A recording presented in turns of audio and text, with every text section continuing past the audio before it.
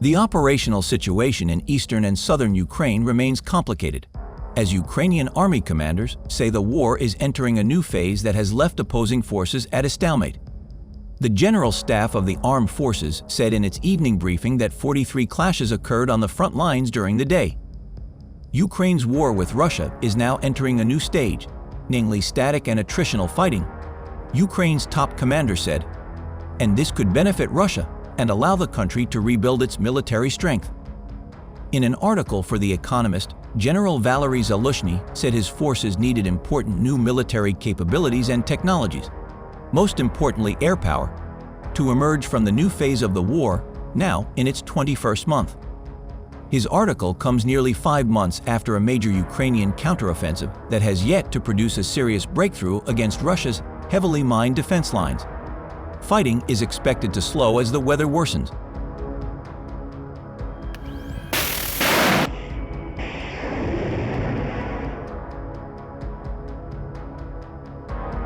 A video shows a large armored column of Russian invaders in the Kupyansk direction was destroyed by soldiers of the 14th Separate Mechanized Brigade of the Ukrainian Armed Forces.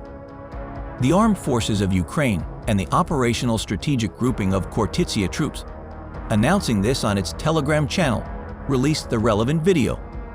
The comment stated that our defenders destroyed a tank and 2 invaders' infantry fighting vehicles.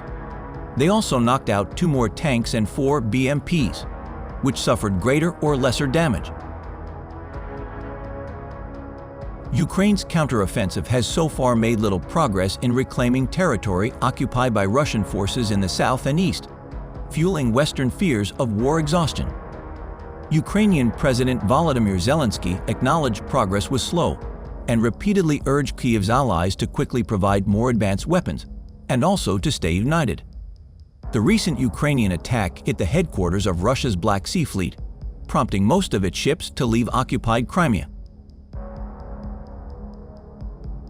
Russia has doubled down on its campaign to capture the eastern Ukrainian city of Avdiivka during the 88th week of their war. This appears to have been a repeat of the year-long campaign to capture nearby Bakhmut, which fell in May. As at Bakhmut, Russian tactics consisted of waves of infantry attacks that Ukrainian commanders thought would soon become denser, and as at Bakhmut, Russian forces suffered heavy losses in both men and equipment. The Russian military is also stepping up efforts to take back the initiative elsewhere on the Eastern Front.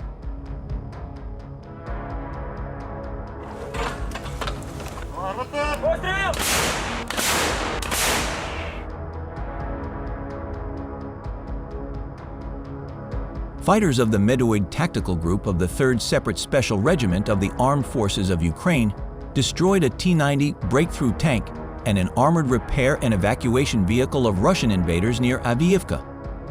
The press service of the units and command of the Special Operations Forces of the Armed Forces of Ukraine announced this on their page on the social network Facebook, publishing the same video recorded by an unmanned aerial vehicle. A BREM drove up to the previously destroyed tank in the field near the forest path, and the invaders began preparing for evacuation. At that time, there was a direct attack by unidentified ammunition on BREM. The intruders fled.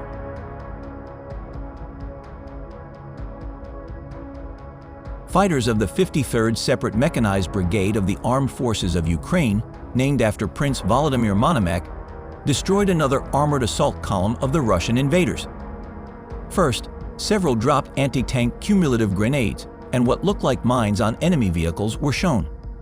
And then a panorama is presented. In one place on the field there are 2 destroyed and damaged tanks and at least 3 armored fighting vehicles of the invaders, which periodically explode.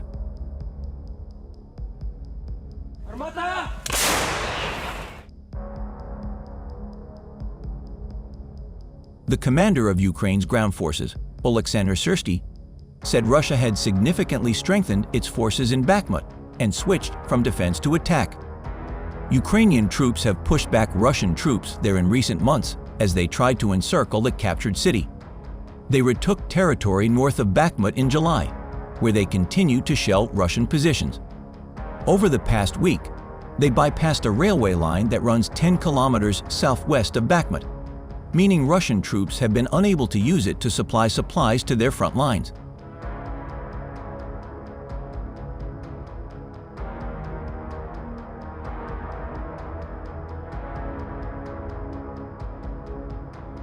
Ukrainian Southern Forces spokesman Alexander Shtupan estimated on Thursday that 5,000 Russian troops had been killed or wounded in 2 weeks of attempts to take Avdiivka, and that Moscow had lost around 400 armored vehicles there and at Mariinka, further south along the Eastern Front.